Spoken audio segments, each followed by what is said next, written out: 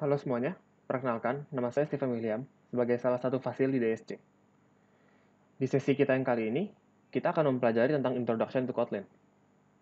Pertama, kenapa Kotlin? Kita menggunakan bahasa Kotlin karena Kotlin sudah menjadi bahasa pemrograman Android yang resmi dan didukung oleh tim Android secara langsung. Kita juga dapat melakukan hal lebih dengan Kotlin dibandingkan dengan Java. Do less with more. 1000 line of code di Java dapat dilakukan oleh 100 line of code di Kotlin. Kotlin juga mendukung cross-platform dengan iOS untuk mempermudah developer dalam pengembangan aplikasi beda platform. Kotlin juga memiliki null safety yang sangat dibanggakan. Apa yang dimaksud dengan null safety? Yang dimaksud dengan null safety adalah aman dari munculnya error yang disebabkan nilai null. Nilai null ini adalah salah satu penyebab error yang paling sering pada aplikasi yang sudah live, seperti Dana, Gojek, dan lain-lain. Dengan Kotlin, kita dapat mengurus masalah null ini dengan lebih mudah. Oke, ini adalah rundown dari materi yang akan kita pelajari hari ini. Kita akan mulai dari variabel dan data type, conditional statement, repetition, collection, function, exception handling, object-oriented programming, null safety, extension function, dan juga scoping function. Oke, setelah kita sudah melihat quick rundown tersebut, sekarang kita akan langsung mulai masuk hands-on. Oke, untuk memulai hands-on kita akan masuk ke web browser kita. Boleh dibuka web browser kalian apa saja itu. Aku sendiri menggunakan Chrome.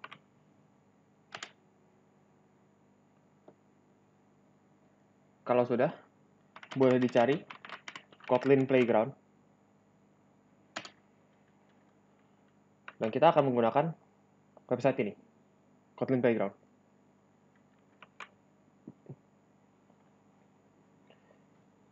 Setelah kita buka website tersebut, kita akan disambut oleh layar seperti ini.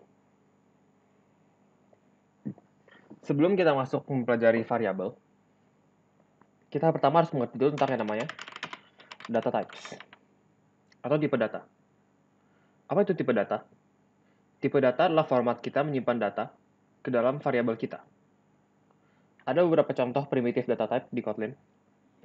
Salah satu itu adalah int, yang dapat menyimpan data berupa angka, string, untuk menyimpan teks, float, atau double, yang digunakan untuk menyimpan angka koma. Apa perbedaan dari float dan double? Perbedaan dari float dan double adalah tingkat presisinya. Misal, float dapat menyimpan angka 3,1236784. Sementara double dapat menyimpan angka hingga 3, dan seterusnya. Ada lagi tipe data yang namanya long. Tipe data ini juga fungsinya untuk penyimpanan angka. Beda dengan int juga adalah kapasitas yang bisa disimpan. Itu sekilas tentang tipe data. Sekarang kita akan masuk ke variabel. Nah, untuk deklarasi variabel di Kotlin sendiri ada beberapa cara. Ada kata kunci var dan kata kunci val. Jika kita akan mendeklarasikan variabel dengan kata kunci var, caranya adalah var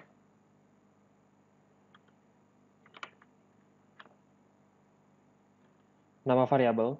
Misal kita mau membuat variabel yang dapat menyimpan teks, dan di sini kita kasih nama variabel itu adalah nama. Kita menggunakan titik 2. Tipe datanya itu apa? Di sini string, karena kita mau menyimpan teks, sama dengan nilainya. Karena dia string, kita akan menggunakan petik 2. Di sini akan saya masukkan nama saya Stephen. Jadi untuk deklarasi variabel di Kotlin, kita akan menggunakan var nama variabel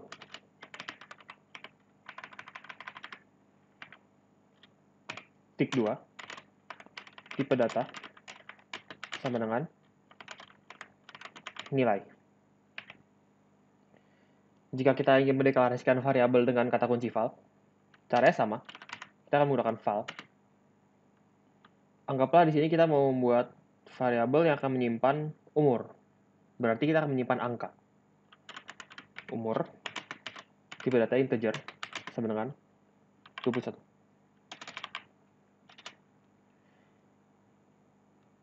Di sini kita ada perbedaan menggunakan kutip 2 dan tidak. Karena untuk menyimpan teks, kita menyimpan teks dengan menotasikannya dengan menggunakan kutip 2. Sementara untuk menyimpan data lain selain teks, kita tidak menggunakan kutip 2. Nah, sekarang akan muncul pertanyaan, apa perbedaan var dan val? Perbedaan adalah var itu merupakan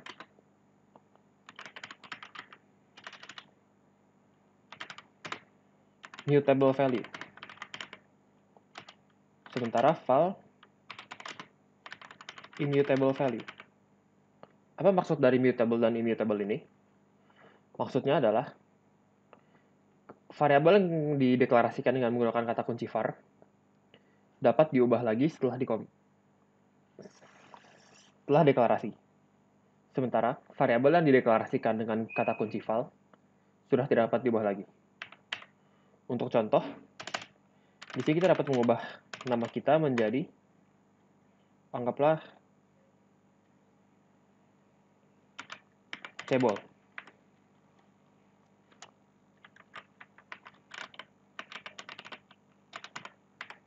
Sementara kita mau mencoba mengubah umurnya menjadi 30.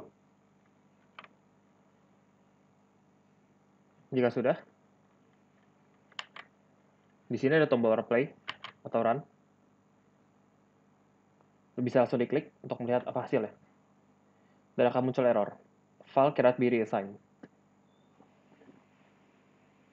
Sementara variabel nama kita yang menggunakan kata kunci var dapat diassign. Itu perbedaan dari var dan val. Ada cara lain untuk mendeklarasikan variabel di Kotlin, itu adalah menggunakan type infer di Kotlin. Kotlin dapat mengetahui variabel yang kita declare tipe datanya itu apa secara otomatis. Misal kita mau membuat variabel p yang bernilai 3,14. Kita bisa bilang p sama dengan 3,14. Dengan ini, Kotlin sudah dapat mengetahui tipe data dari variabel p ini secara otomatis. Misalkan, kita akan melakukan print untuk mencari tahu apa tipe data dari p ini dengan menggunakan println kutip 2 $ p class.simplename dan kita run. Ini akan mengeluarkan double. Tapi misal value ini akan kita ubah menjadi text. Dan pada saat kita run, Kotlin sudah tahu bahwa tipe data dari p ini sudah string. Tipe data yang type invert di Kotlin ini sudah tidak dapat diubah lagi setelah deklarasinya. Anggaplah kita punya p sama dengan kutip teks.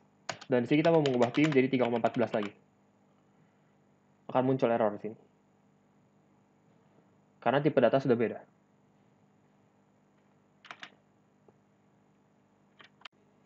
Oke, sekarang kita akan masuk ke conditional statement.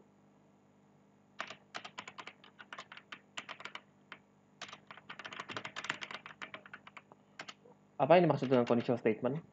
Yang dimaksud dengan conditional statement adalah jika kondisi A terpenuhi, maka lakukan B.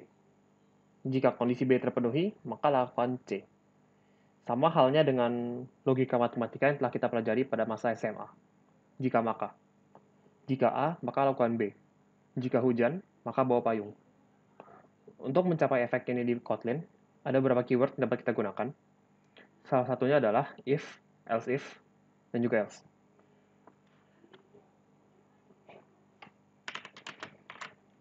Cara kerja adalah seperti ini. If, dalam kurung, condition A,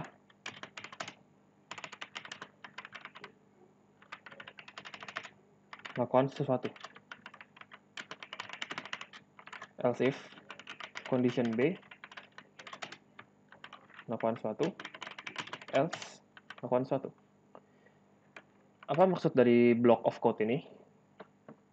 Maksudnya adalah, jika kondisi A terpenuhi, maka akan dilakukan apapun yang ada di dalam blok kondisi A. Tetapi, jika kondisi A tidak terpenuhi, akan dilakukan pengecekan lanjut ke kondisi B. Jika kondisi B terpenuhi, maka akan dilakukan blok apapun yang ada di dalam kondisi B. Jika kondisi A dan kondisi B tidak terpenuhi, maka apapun yang ada di dalam blok else akan dijalankan. Untuk contoh lebih konkretnya, seperti ini. Misal kita memiliki variabel nilai, yang kita beri nilainya itu 90, dan condition A ini akan kita ubah menjadi if nilai lebih besar dari 85, kita akan melakukan print grade. Else if nilai lebih besar dari 75, kita akan melakukan print good. Selain itu, yang akan kita print adalah oke. Misal ini kita run, yang keluar adalah grade.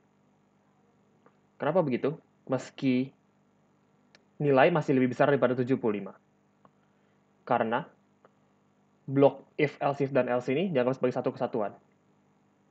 Jika satu dari blok ini sudah dijalankan, blok lainnya tidak akan diperiksa lagi. Jadi jika if sudah benar di kondisi pertama, tidak akan dilakukan pengecekan untuk kondisi 2 dan seterusnya. Tetapi, jika if di kondisi pertama salah, akan dilakukan pengecekan lanjut pada kondisi kedua, dan seterusnya. Contoh, misal kita ubah nilai menjadi 80, dan kita run lagi. Yang akan keluar adalah good. Karena nilai tidak lebih besar daripada 85, dilakukan pengecekan lanjut ke kondisi kedua. Apakah nilai lebih besar daripada 75? Jika iya, print good.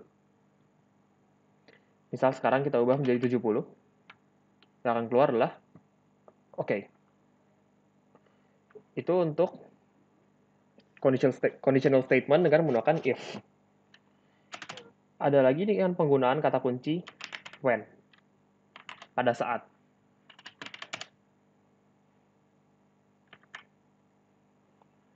When, itu cara penggunaannya adalah variabel kita.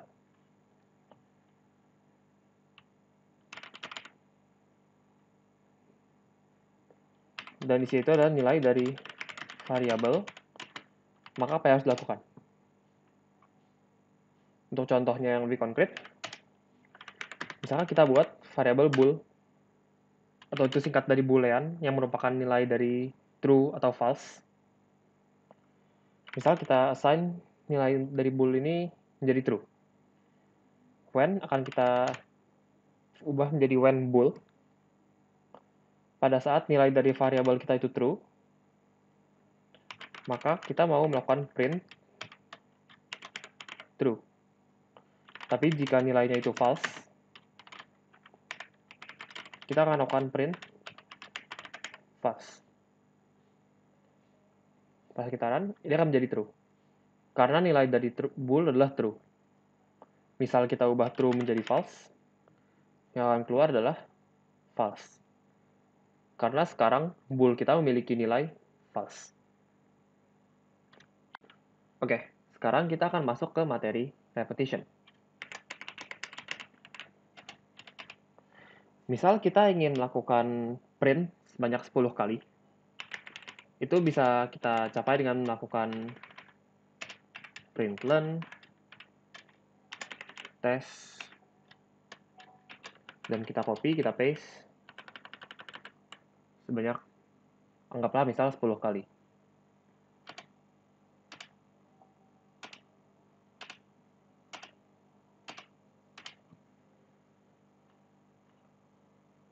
Nah, tapi cara ini merupakan cara yang sangat tidak efektif dan tidak efisien.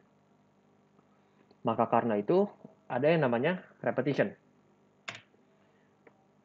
Misal, kita ingin melakukan print sebanyak 5 kali. Itu kita bisa gunakan for index in 0.4. Apa yang dimaksud dari block of code ini? For ini adalah kata kunci digunakan untuk memulai looping. Setelah itu, index ini adalah suatu variabel yang berfungsi untuk menunjuk lokasi looping kita sekarang ada di indeks keberapa. Dari 0 sampai 4 ini. Di sini kita bisa lihat index in 0.4. Titik-titik ini adalah in range operatornya Kotlin. Jadi dia akan melakukan looping dari 0, 1, 2, 3, sampai 4. Kita bisa lihat contohnya di sini. Tes dengan $index. Kita menggunakan dolar ini karena kita mau melakukan print dari indexing operator di dalam sebuah string. Kalau kita run, akan muncul 0, 1, 2, 3, dan 4. Loopingan sudah dijalankan selama sebanyak 5 kali. Jika kita tidak ingin melakukan loopingan sampai dengan angka yang terakhir, sampai dengan nilai yang terakhir, itu bisa digunakan index in 0 until 4.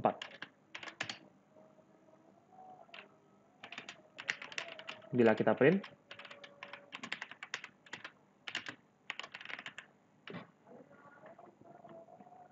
dia akan keluar hanya sampai dengan 3. Ada banyak operator-operator di dalam loopingan for, tidak hanya in range dan until. Ada juga yang namanya operator index in 10 down to 0. Println down to sama dengan $index. Bila kita run, dia akan melakukan looping dari atas ke bawah, dari 10 sampai dengan 0. Ada lagi operator tambahan lainnya, yaitu step. Apa yang dilakukan oleh step ini adalah dia mengatur berapa banyak perpindahan yang pengurangan yang dilakukan kepada variabel index ini selama looping. Itu untuk for. Ada lagi kata kunci lain untuk melakukan looping dalam Kotlin, yaitu while dan juga do while.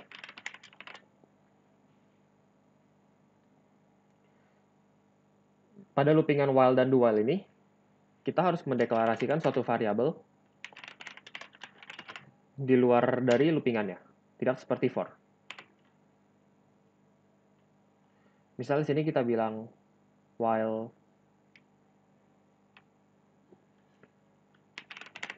var kurang dari 5,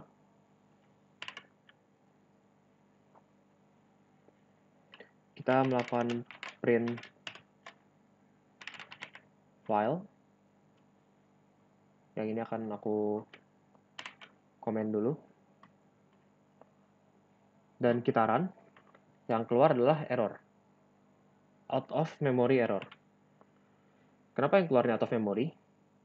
Karena kita melakukan loopingan selama while var kita kurang dari 5. Sementara while var kita itu sama dengan 0. Jadi dia akan melakukan looping secara terus-menerus. Karena kondisi ini akan selalu terpenuhi. Ini yang sering disebut error looping forever. Cara untuk menghindari error ini adalah dengan menambahkan variabel kita setiap loopingan. Kata kunci plus ini adalah plus 1. Ini bisa diubah dengan plus sama dengan 1. Atau while var sama dengan while var plus 1. Tapi aku akan menggunakan plus saja di sini. Jika sudah begini, kita coba run. Sudah tidak ada masalah sekarang. Sudah dilakukan loopingan 5 kali. Sementara untuk do while, kurang lebih strukturnya akan sama dengan loopingan while. Bedanya adalah dia menggunakan kata kunci do di depannya. Ini juga kita akan gunakan kurang dari 5. Println do while var plus. Kalau kita run, ini juga sudah aman dan tidak ada masalah. Nah, apa perbedaan dari while dan do while ini? Perbedaannya adalah pada loopingan while, pengecekan dilakukan pada saat pertama kali. Sementara do while itu pengecekan dilakukan terakhir. Jadi, pada loopingan while, jika tidak lulus kondisi ini, block of code ini tidak akan dijalankan. Sementara, pada do while, block of code ini akan dijalankan terlebih dahulu, baru dilakukan pengecekan. Jadi untuk loopingan do while, block of code ini akan minimal sudah dijalankan sebanyak 1 kali. Untuk contohnya, misal kita memiliki variabel A sama dengan 0 dan variabel B sama dengan 0 juga.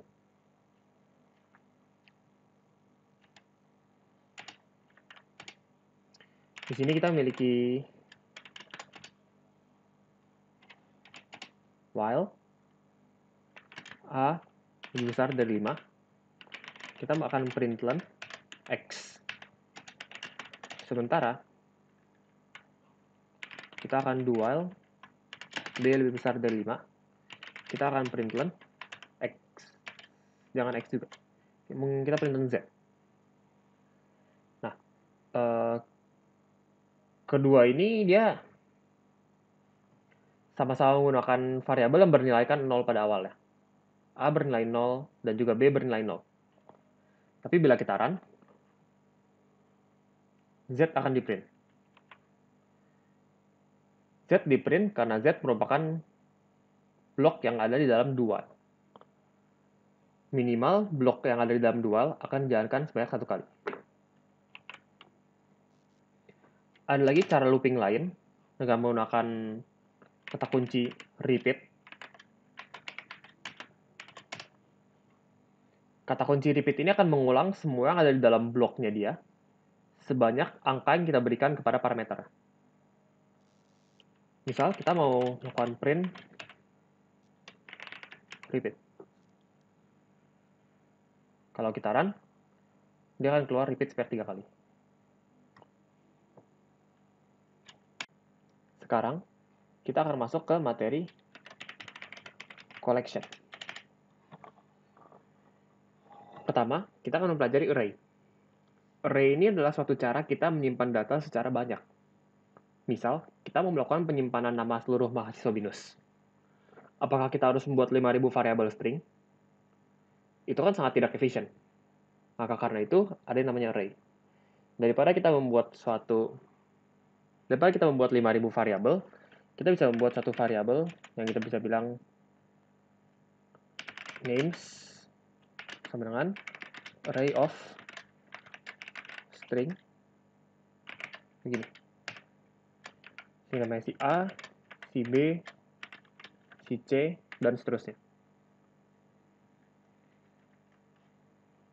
Untuk collection itu juga sama caranya. Dia bisa menggunakan type invertnya Kotlin, jadi kita nggak perlu declare ini secara langsung. Dia bisa hapus, dan dia udah tahu kalau ini list of string. Nah, untuk collection ada lagi yang namanya list. Caranya itu kita mendeclare dengan cara menggunakan kata kunci list of. Misalkan yang ini Z, X, C. Nah, keduanya ini, array dan list, merupakan suatu tipe dari collection. Perbedaannya apa? Perbedaannya adalah kalau array itu dia menyimpan datanya secara continuous. Apa maksudnya secara continuous? Maksudnya adalah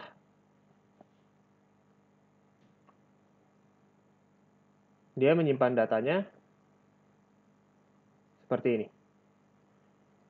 Misalkan ini di blok memori, dia akan menyimpan seperti ini. 0, 1, 2. Maka, Di tempat ke-0 dia akan menyimpan A, tempat ke-1 dia menyimpan B, tempat kedua dia menyimpan C. Untuk list of, tidak seperti ini. Nah, tetapi array ini ukurannya sudah fix. Kembali ke code-nya, misal kita sudah mendeklar var names sama dengan array of A, B, C. Berarti names ini memiliki 3 nama, A, B, dan C. Nama-nama yang ada ini sudah tidak bisa ditambahkan lagi. Jadi misal kita mau menambahkan D ke dalam variable names, itu sudah tidak bisa. Karena array itu merupakan fixed size. Sementara list tidak. Tetapi array ini bisa kita edit. Kita bisa ubah-ubah. Misal, kita mau mengubah nama yang pertama menjadi S, misalkan. Cara mengubahnya adalah dengan mengakses indeksnya secara langsung. Karena kita mendeklarnya A, B, C, seperti yang telah tadi saya tunjukin, A ini berada di indeks ke-0, B di indeks ke-1, C di indeks kedua. Jadi kita bisa bilang names ke-0 sama dengan S, dan kita print names ke-0. Names ke-0 sudah berubah jadi S. Sementara list tidak bisa diubah. Unresolved reference. Tetapi list ukurannya tidak fix seperti array. Nah, tetapi lagi nih, list of ini merupakan immutable value. Sama seperti var tadi. Val. Jadi setelah kita declare, itu sudah tidak bisa kita ubah-ubah lagi. Kita bisa menggunakan yang namanya itu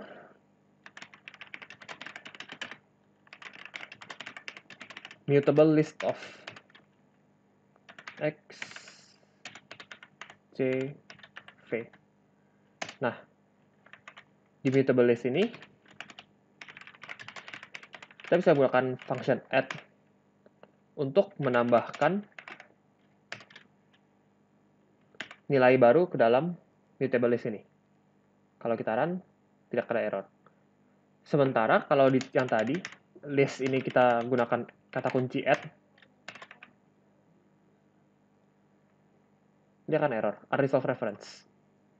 Karena list of ini nilainya immutable. Makanya kita gunakan mutable list of. Nah, misal kita mau ngeprint isi dari mutable list ini. Kita bisa menggunakan loopingan yang tadi, for. Kita kasih nama variabel index kita list in mutable list. Sekarang kita print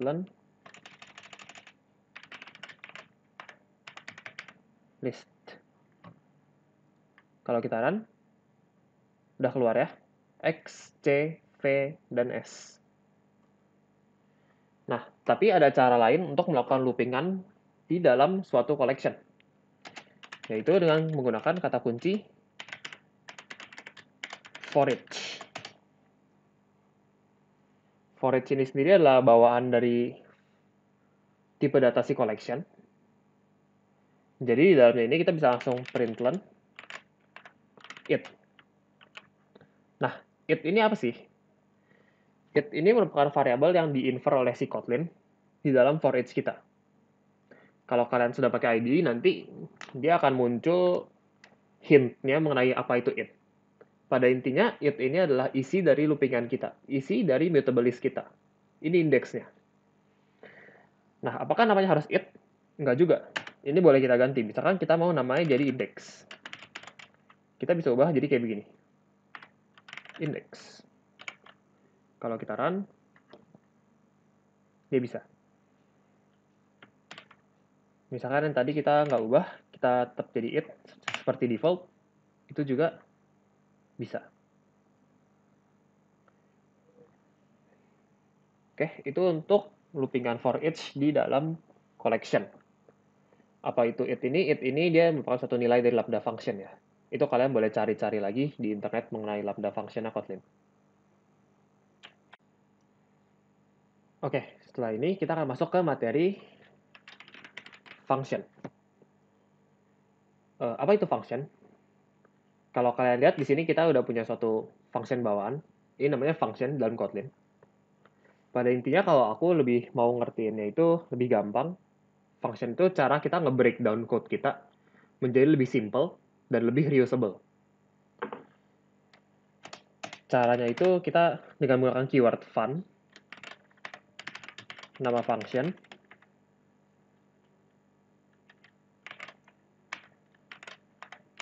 parameter. Ntar aku jelasin lagi parameter ini apa. Return type. Ini juga ntar aku jelasin lagi. Lakukan sesuatu. Jadi ini struktur dari deklarasi function di Kotlin. Nah, anggap kita mau mencari tahu nih, kita punya dua variabel. Variabel A dan variabel B. Kita mau tahu dari dua variabel kita ini, mana nilainya lebih besar. Itu kita bisa lakukan simple checking dengan if. If A lebih besar dari B, maka kita akan melakukan print A is greater than B.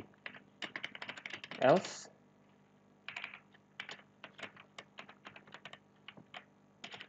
B is greater than A. Kalau kita run, B is greater than A, karena B nilainya 10, sementara A nilainya 5.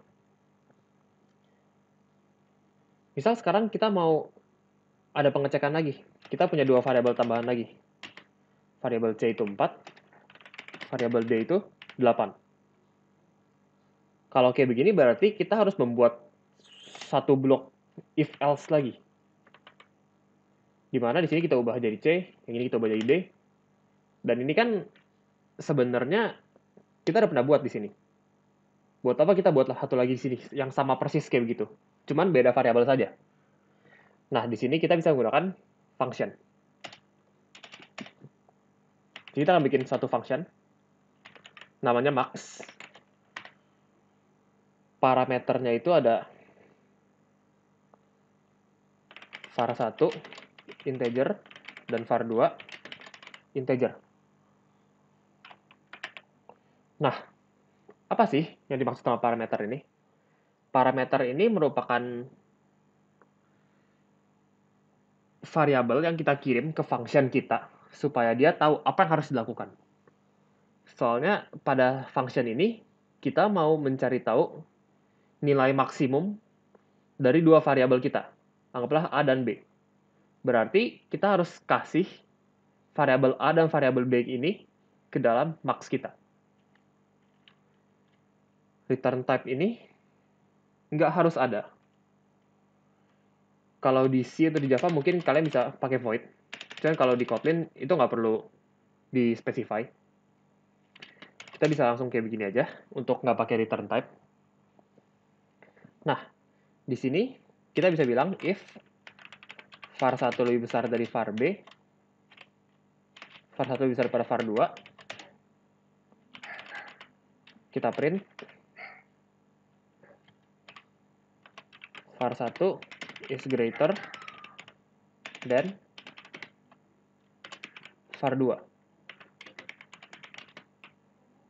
Selain itu, kita akan print var2 is greater than var1.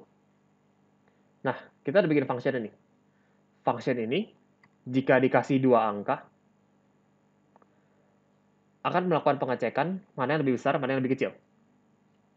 Cara manggil itu gimana? Cara manggil adalah dengan panggil nama function yang kita bikin, dan kita kasih parameter yang diminta. Misal yang ini aku komen dulu. Dan kita run. var2 is greater than var1. Karena b nilainya 10, a nilainya 5. Tapi misalkan variabel b kita ubah. Yang kita kirim adalah variabel c. Dan kita run. var1 is greater than var2. Jadi function ini bakal membuat code kita jauh lebih simple dan juga lebih reusable.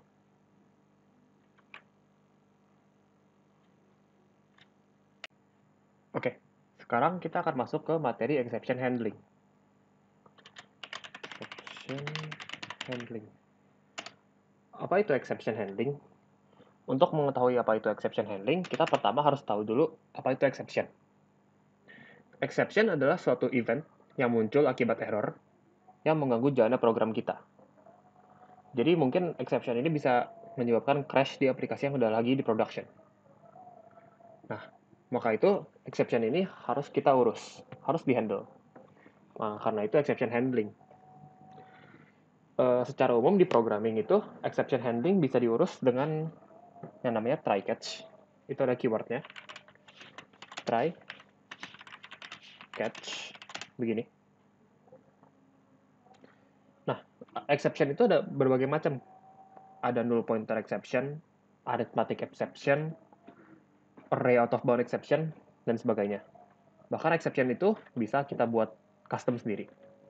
Tapi sekarang kita nggak akan jauh-jauh dulu ke exception. Kita basicnya dulu aja.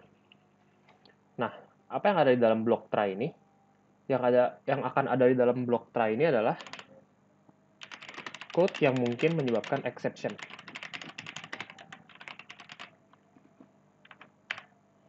Nah, apa yang akan ada di dalam catch ini?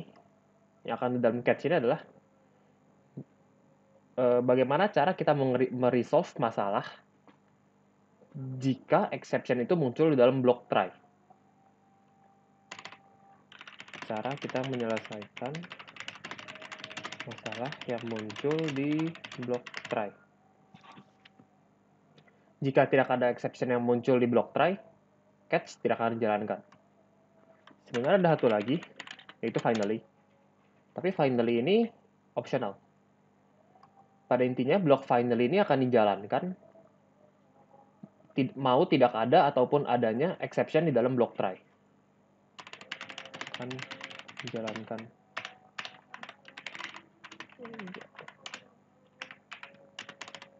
Optional. Nah, misal sekarang kita mau melakukan pembagian 8 bagi 0. Ini kan sebenarnya secara matematika tidak bisa kan ya? Secara pemrograman pun tidak bisa. Ini akan memunculkan yang namanya arithmetic exception. Kalau di sini kita run, oh, ada error sini dulu. Dia butuh parameter name. Exception. Oke, kita coba run lagi. Arithmetic exception. Divide by 0. Nah, tapi misalkan di sini kita masukin 8 bagi 0. Terus sini kita catch, kita println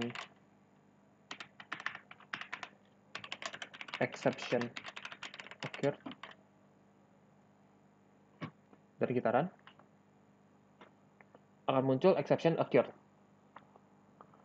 Nah, tapi exception ini sangat general. Dia akan menangkap semua exception yang ada. Catch ini sendiri bisa banyak blok di dalam suatu try catch. Jadi kita bisa tambahin satu catch lagi di sini.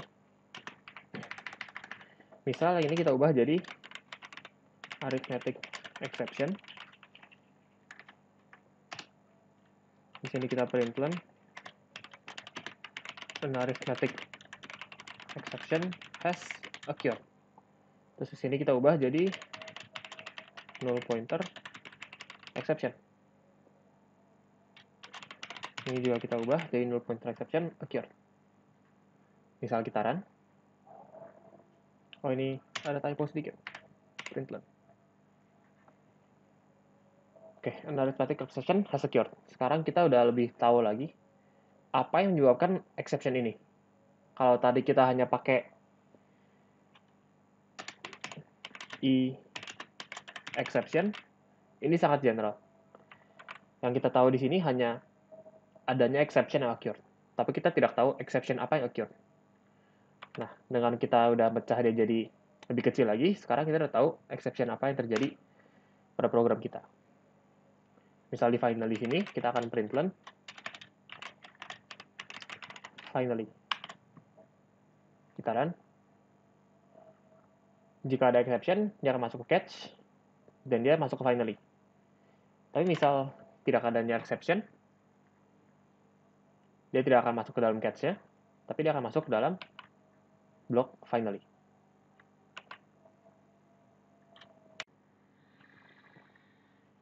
Sekarang, kita akan masuk ke materi OOP, atau Object Oriented Programming.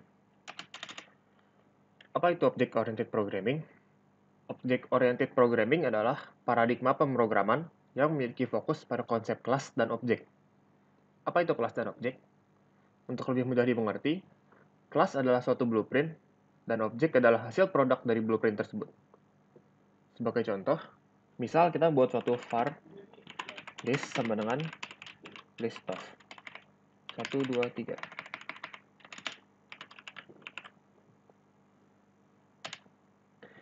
Dengan line of code ini, kita telah berhasil membuat suatu object list dari kelas ArrayList yang dimiliki Kotlin.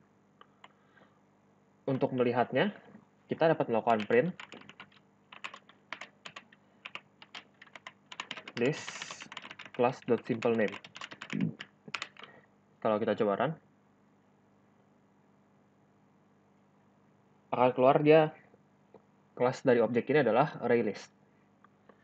Untuk contoh yang lebih konkret, kita akan mencoba untuk membuat suatu kelas sendiri. Kelas manusia.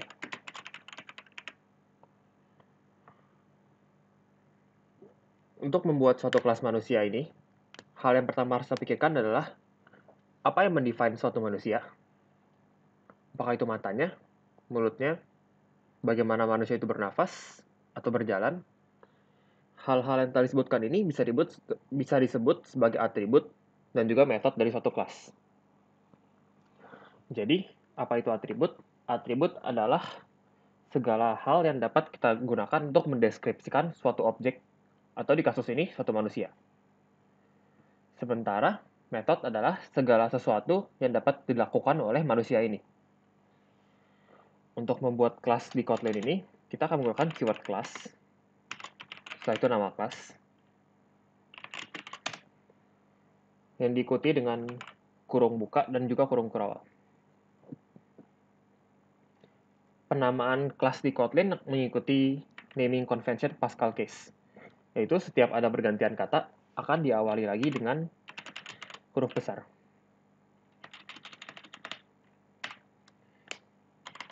Jadi tadi atribut yang dimiliki oleh satu manusia adalah mata. Dia memiliki 2 mata, 1 hidung, 1 mulut, dan sebagainya. Sementara metode yang dimiliki oleh manusia adalah bernafas. Jadi kita akan print len bernafas dengan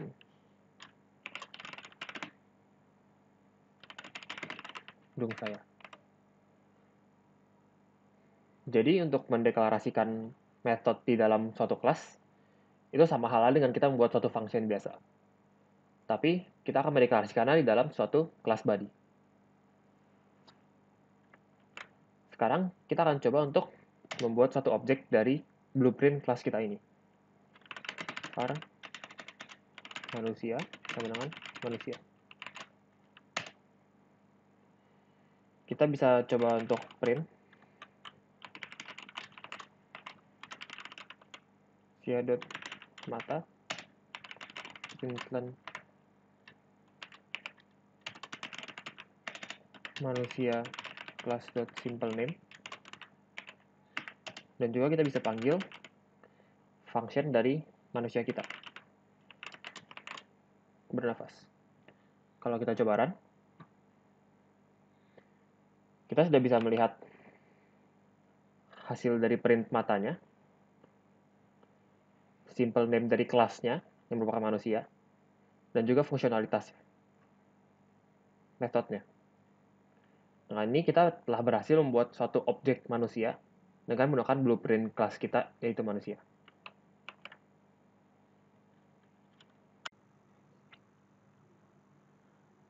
Ada 4 konsep utama di OOP yang penting untuk diketahui. Ada inheritance, abstraction, polymorphism, dan juga encapsulation. Kita akan mulai dari inheritance terlebih dahulu. Apa itu inheritance? Seperti yang kita bisa tarik dari namanya, inheritance adalah warisan.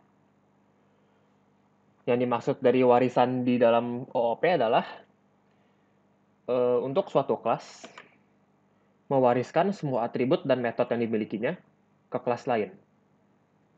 Jadi misal kita memiliki kelas animal,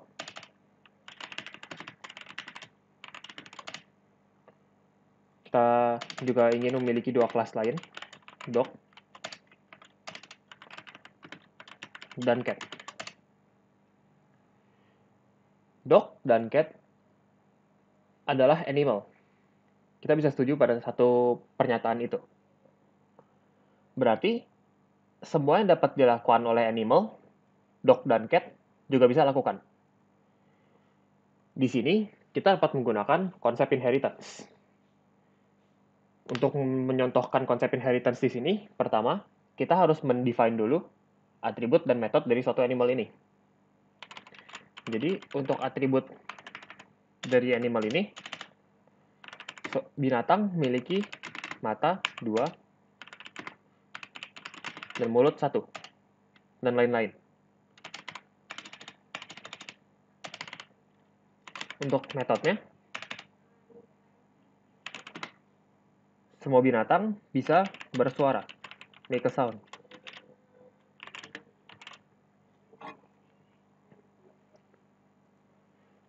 Sekarang, kita akan mencoba untuk mewariskan semua atribut dan metode yang dimiliki oleh animal kepada kelas dog dan cat. Bagaimana caranya? Caranya adalah dengan menambahkan suatu keyword open di depan kelas animal. Setelah itu, setelah nama kelas untuk dog, kita akan menambahkan titik 2 animal. Sama halnya dengan cat. Animal. Oke, dengan begini, dog dan cat sudah memiliki semua metode dan atribut yang dimiliki oleh kelas animal. Kita bisa cek dengan cara membuat suatu objek dog dengan menggunakan blueprint kita, kelas dog, dan kita print dog.eyes. Bila kita run, kita sudah bisa lihat bahwa dog sudah memiliki mata jumlah 2 yang tadinya dimiliki oleh animal. Kita telah berhasil menginherit variabel yang dimiliki oleh animal kepada kelas dog.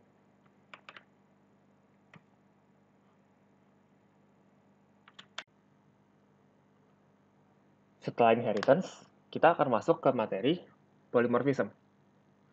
Polymorphism sendiri berarti banyak bentuk. Apa yang maksud dari banyak bentuk ini? Maksudnya adalah suatu function seperti ini bisa melakukan banyak aksi. Untuk contoh, kita memiliki function make a sound di dalam satu kelas animal. Nah, dog dan cat juga pasti bisa membuat suara. Tetapi suara yang dibuat oleh dog dan cat itu berbeda. Nah, di sini kita bisa menggunakan yang namanya itu overriding. Nah, bagaimana caranya kita mengoverride make a sound ini supaya make a sound ini dapat menghasilkan suara yang berbeda di dog dan cat? Caranya adalah dengan menambahkan keyword open lagi, seperti inheritance tadi. Nah, sekarang di dalam kelas dog, kita akan melakukan override. Untuk fun, make a sound. Di sini kita akan melakukan println suara anjing. Hal yang sama akan dilakukan juga untuk cat kita. Tapi sekarang dia mengeluarkan suara meow. Kalau kita turun ke bawah dan kita buat var cat menangan cat.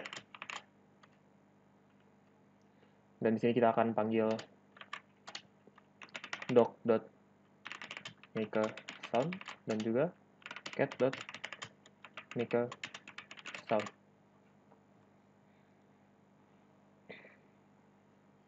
Kita sudah bisa lihat hasilnya keluar bawah dan meow. Nah, tapi cara untuk polymorphism ini tidak hanya dengan overriding. Ada lagi yang namanya overloading. Kita bisa di sini coba kita buat nggak perlu. Nggak usah di sini nggak apa. Kita bikin aja di dalam doc misalkan.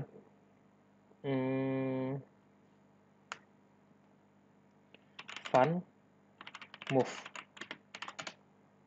Dimana kita akan print walking. Jadi kalau anjing kita ini mau bergerak seperti biasanya, dia akan berjalan. Nah, apa itu overloading? Overloading itu maksudnya adalah overloading parameter. Jadi kita bisa memberikan nama yang sama kepada satu function, tetapi yang penting adalah kita memberikan dia parameter yang berbeda dari deklarasi sebelumnya. Misal di sini kita kasih parameter danger bertipe datakan boolean yang menyatakan apakah sekarang sedang berbahaya. Di sini kita melakukan pengecekan simple. Kalau memang berbahaya, kita akan berlari. Kalau tidak berbahaya, kita akan berjalan. Kalau sekarang kita panggil doc.move dan kita run, dia akan berjalan seperti biasa. Tapi pada saat kita kasih true, dia akan berlari. Nah, ada banyak cara untuk mencapai overloading efek ini. Tidak hanya dengan memberikan parameter saja, tapi bisa juga dengan beda tipe parameternya. Misal seperti ini bisa. Bisa juga dengan berbeda jumlah parameternya. Misalkan dia tetap boolean, tapi kita tambahkan human near boolean. Ini juga dianggap satu overloading. Jadi itu sekilas mengenai polymorphism, overriding, dan overloading.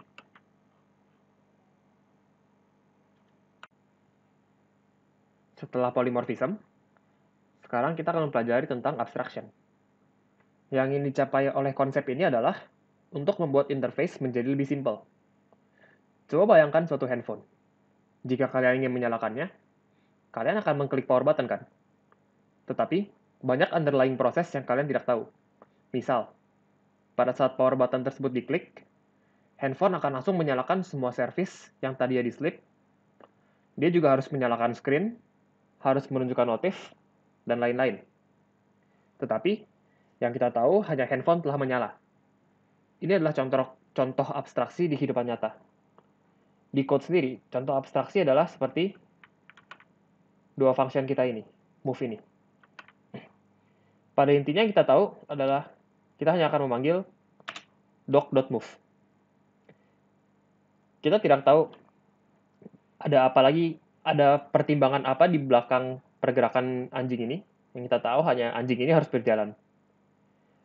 Kita tidak tahu bahwa dia ada pengecekan apakah berbahaya, apakah ada manusia di dekat dia, dan sebagainya. Itu abstraksi. Konsep OOP yang akan terakhir kita pelajari adalah encapsulation atau data hiding. Yang dimaksud adalah tidak semua kelas perlu tahu atribut dari kelas lainnya.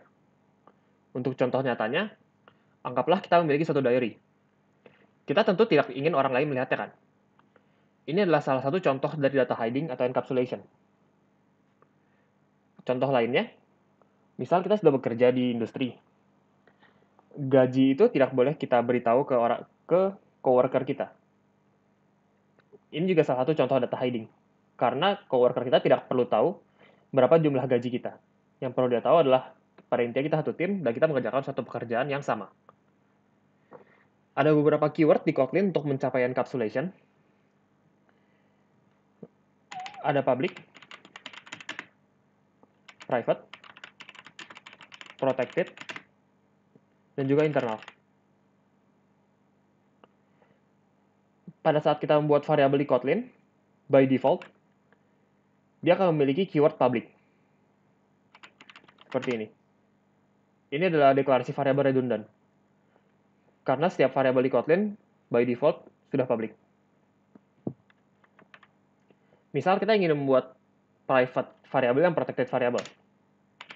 Kita akan membuat private var jantung.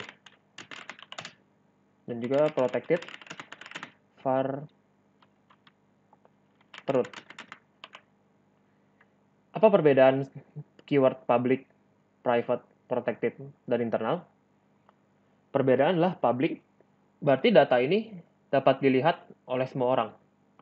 Untuk contoh nyatanya, public adalah nama kita. Semua orang dapat melihat nama kita. Private, seperti yang tadi telah dijelaskan, seperti gaji dan diary, itu hanyalah data yang boleh kita tahu saja. Orang lain tidak boleh tahu. Protected adalah data yang boleh diketahui oleh diri kita dan anak-anak kita. Maksudnya anak kita itu apa? Maksudnya adalah kelas yang telah menginherit dari kita. Misal animal memiliki protected var heart, berarti dog juga mengetahui bahwa dia memiliki satu jantung. Tetapi jika kita di sini memiliki private var stomach sama dengan 1, dog tidak mengetahui mengenai adanya stomach ini 1. Itu untuk perbedaan protected, private, dan public. Sementara internal ini tidak bisa dicontohkan di dalam Kotlin Playground ini. Internal dapat dilihat di IDE nanti. Pada intinya, internal variabel yang memiliki keyword internal ataupun function ataupun class hanya dapat dilihat di suatu modul yang sama. Kalian bisa cari tahu lagi lebih lanjut mengenai modul-modul di dalam Android. Sekarang, bila kita melakukan print di dalam animal, anggaplah make a sound ini kita tambahkan saja print stomach. Dan kita run. Di sini muncul cannot access stomach. It is invisible. Private in a supertype in dog. Kenapa begitu? Karena stomach ini private. Hanya animal saja bisa melihat stomach. Sementara anakannya, dog, tidak dapat melihatnya. Tapi misalkan ini kita ubah menjadi variabel yang protected, heart, dan kita run, kita bisa lihat bahwa 1. 1 itu muncul dari jumlah heart yang dimiliki. Tapi misalkan kita mau melakukan aksi printnya di luar dari kelas dog, misal kita di sini kita tambahkan println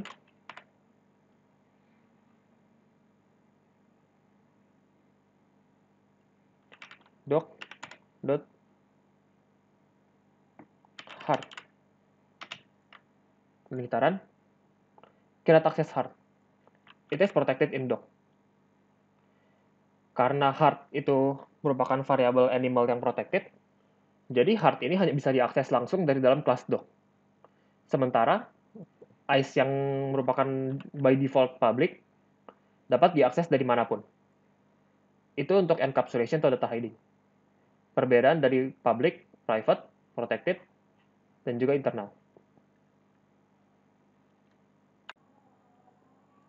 Sekarang, kita akan masuk ke materi null safety.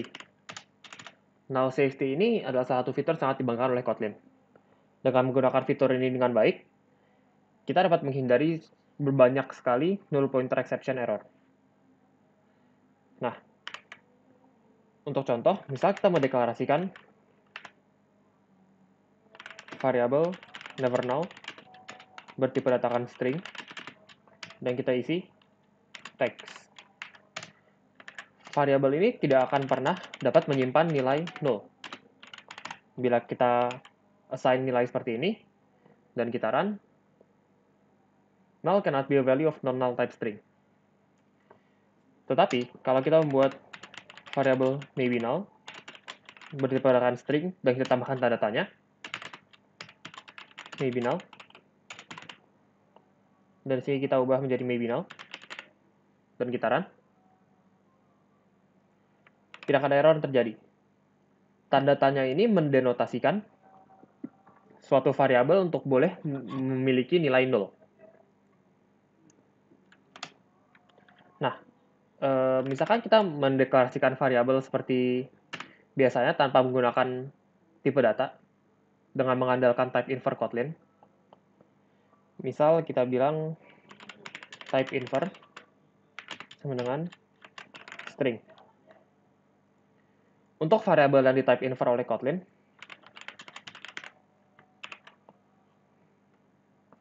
variabel tersebut otomatis menjadi non-null value. Untuk mendapatkan contoh yang lebih jelas dari perbedaan dari non-null dan null ini, kita akan buat suatu variabel, anggap saja strLength, yang mengembalikan tipe data int, dan menerima suatu parameter, yaitu text. Tipe data kan string. Di sini kita akan mengembalikan text.length. Simple saja seperti ini. Misal kita panggil function ini, strLength, dan kita kasih never null. Yang ini kita print. Dan kita run. Dia akan keluar 4. Karena teks ini panjang katanya 4. Tapi misalkan kita ubah dari never null ini menjadi yang maybe null, dan kita run, dia akan error, type mismatch. Karena invert type-nya itu string yang bisa null. Sementara parameter yang akan diterima oleh function kita adalah non-null value. Sebenarnya ini bisa kita hindari masalahnya dengan menggunakan operator double bind. Double bind operator ini memastikan variabel yang kita kirim ini tidak akan null. Dan bila kita run sekarang, dia sudah berhasil menghitung panjang kata dari maybe null ini. Tapi penggunaan untuk double bind ini harus sangat dihindari. Kenapa? Karena maybe null ini bisa jadi null. Kita tidak bisa selalu yakin bahwa maybe null ini akan memiliki suatu value. Jadi pada saat maybe null ini kita assign null dan kita run lagi, akan menjadi error, null pointer exception. Maka karena itu, penggunaan double bind operator sangat dihindari.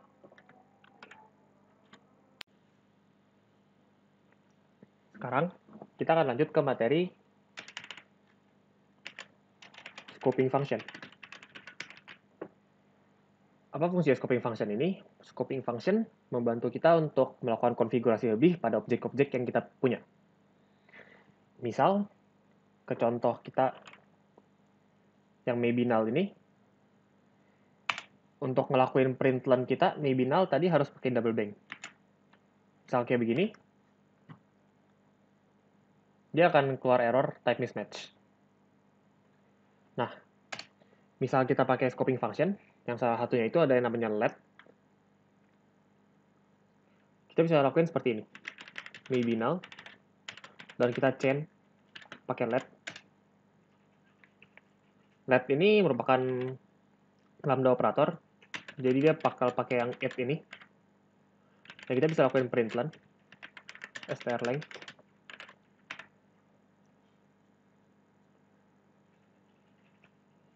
Yang ini akan berisikan it. Ini akan kita komen dulu dan kita coba run. Sekarang dia berhasil ke run. Kenapa begitu? Karena scoping function let ini akan ngelakuin null check.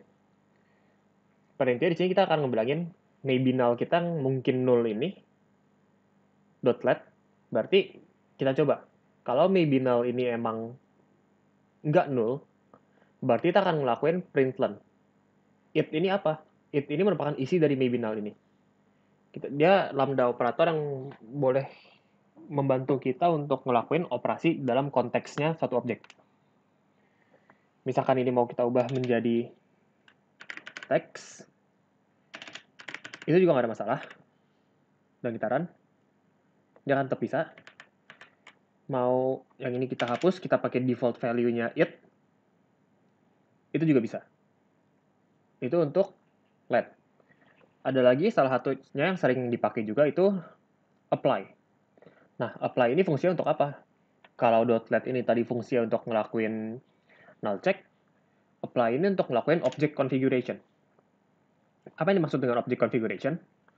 Misal, kita memiliki suatu objek doc dari kelas doc.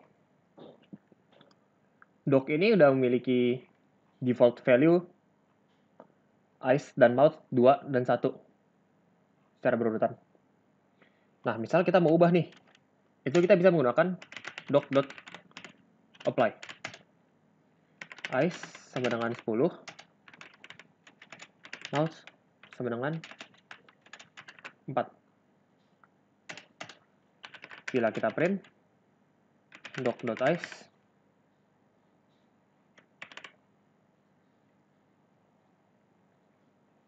udah keluar 10. Itu udah dapat value yang baru.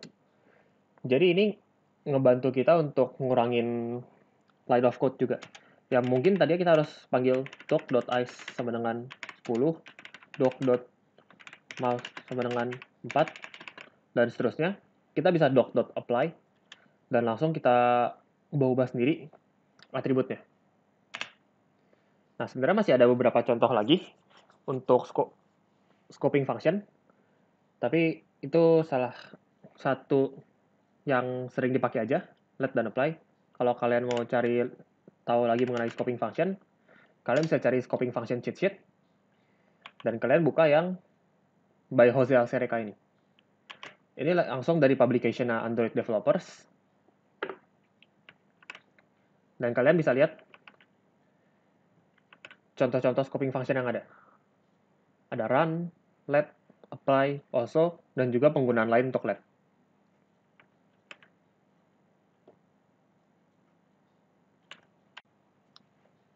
Nah, untuk materi kita yang terakhir hari ini adalah extension function. Ini juga salah satu fiturnya Kotlin.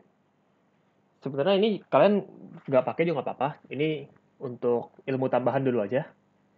Misal kita punya function strlength kayak gini. Nah, berarti kan kita untuk memanggil strlength ini, kita harus ngasih string-nya kan ya, sebagai parameter ke function kita. Nah, kita bisa ngelakuinnya seperti ini. Var kelasnya dot nama function kita strlength, return type-nya apa, return this dot length. Jadi di sini kita nggak perlu panggil strlength dalam kurung it, kita tinggal it dot strlength. Kalau sekarang kita run, error. Kenapa nih? Karena duplicate method name. Oke, ini kita ganti juga. Ini kita ganti dulu, jangan strlength. Kita ganti aja di string length. Begini. Ini kita copy, kita paste. Kalau kita run, sekarang udah bisa, dia keluar 10. Nah, untuk mempelajari lebih lanjut mengenai extension function ini juga, kalian bisa cari mengenai extension function di Kotlin, dan kalian buka documentation Kotlin.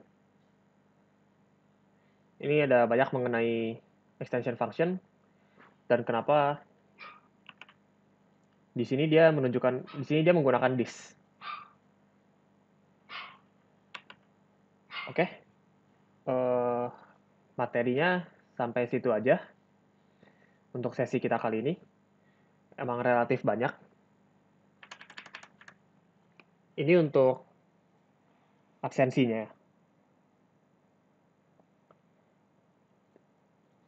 Oke, kalau semua sudah absen, Sesinya sampai sini aja. Terima kasih sudah mendengarkan.